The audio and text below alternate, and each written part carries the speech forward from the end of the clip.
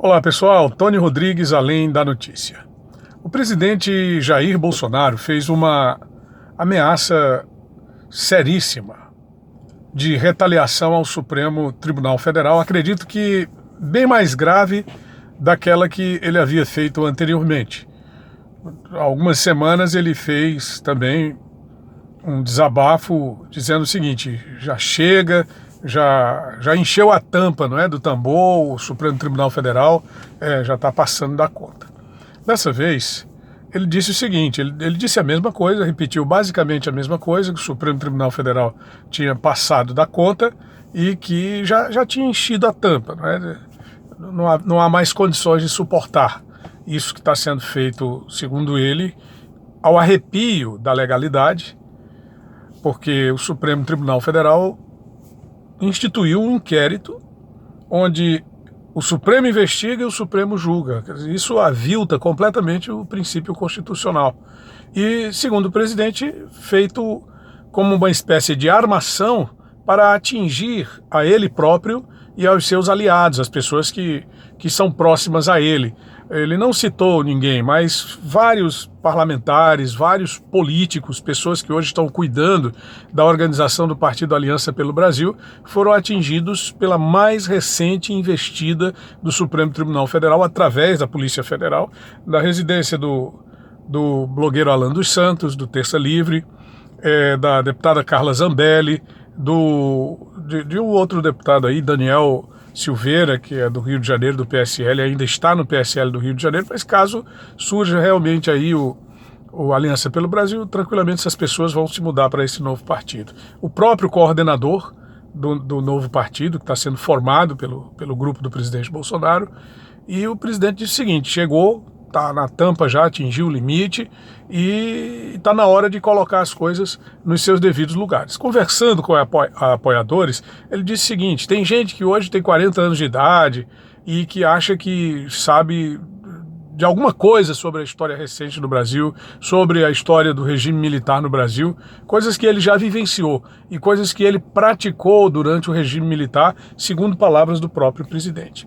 Agora, como isso vai ser recebido nas cortes superiores, no Superior Tribunal de Justiça, no Supremo Tribunal Federal, pela própria magistratura brasileira de um modo geral, pelos defensores da legalidade, né? Temos a Ordem dos Advogados do Brasil, a OAB, que com certeza deverá se manifestar. Tem na presidência da OAB uma pessoa que é adversário do presidente Bolsonaro, que é aquele senhor Santa Cruz, não é? O presidente já inclusive fez várias críticas em direção a esse senhor, e é uma entidade hoje totalmente aparelhada no sentido nacional, claro, porque os estados, cada um tem a sua autodeterminação, tem a sua autonomia, mas em nível nacional é inegável que a OAB hoje é controlada pelo PT, como também é inegável que uma parte considerável dos ministros do Supremo Tribunal Federal são hoje indivíduos que têm uma simpatia muito grande pelas esquerdas e principalmente pelos maiores adversários do presidente Bolsonaro, que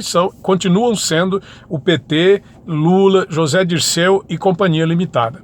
Existem alguns coadjuvantes? Claro que existem. O PSOL é um coadjuvante, o PDT é um coadjuvante, mas nenhum deles tem a influência de alguém que passa quase 16 anos no poder, porque a Dilma foi retirada ao completar 13 anos no mandato, o PT, mas o que ficou na sequência, que foi o presidente, você evidentemente vai lembrar, o Michel Temer, ele foi vice da Dilma duas vezes, e antes na Câmara Federal, na condição de presidente da Câmara, na condição de constitucionalista mor do Congresso Nacional, ele apoiava os desmandos do governo do PT, conduzindo votações em favor de toda a ilegalidade que se praticou naquele período.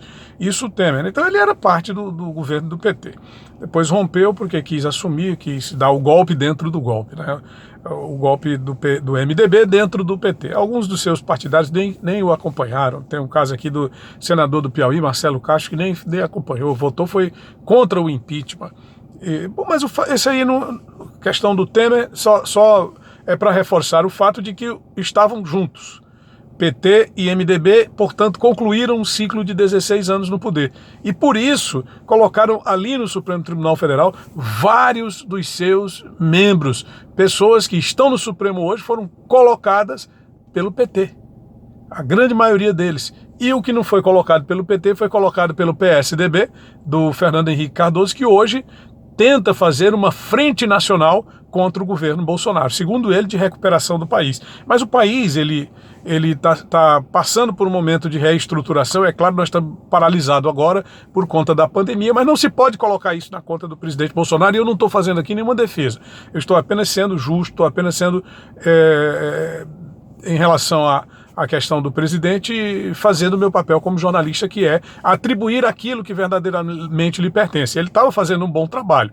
Aí surgiu a pandemia e, claro, isso provocou uma ruptura e a economia está aí, a gente está vendo toda a dificuldade. Tem gente que diz que o pico vai para o mês de setembro. Os próprios governadores, em sua grande maioria, são contrários ao presidente da República. É um verdadeiro consórcio da oposição. No Nordeste, então, nem se fala. Todos os governadores nordestinos, os 9, são contrários ao governo Bolsonaro. Então, já até falamos sobre isso aqui no nosso canal, mostrando os fatos e tudo mais, como também estamos mostrando agora essa realidade que é inegável. O presidente pode ter feito essa ameaça, pode ser interpretada como ameaça, mas terá sido sempre um desabafo, porque não se pode continuar alimentando essa ilegalidade que vem sendo perpetrada pelo Supremo Tribunal Federal na pessoa do senhor Dias Toffoli e na pessoa do senhor Alexandre de Moraes, que há fake news, que há impulsionamento, pode até haver, pode até se provar isso, mas não se pode buscar a reparação de danos por meio de uma ilegalidade. Este é um fato, e talvez seja exatamente sobre isso que o presidente está querendo se pronunciar. Recorrer, portanto, ao próprio Supremo, ao Pleno do Supremo,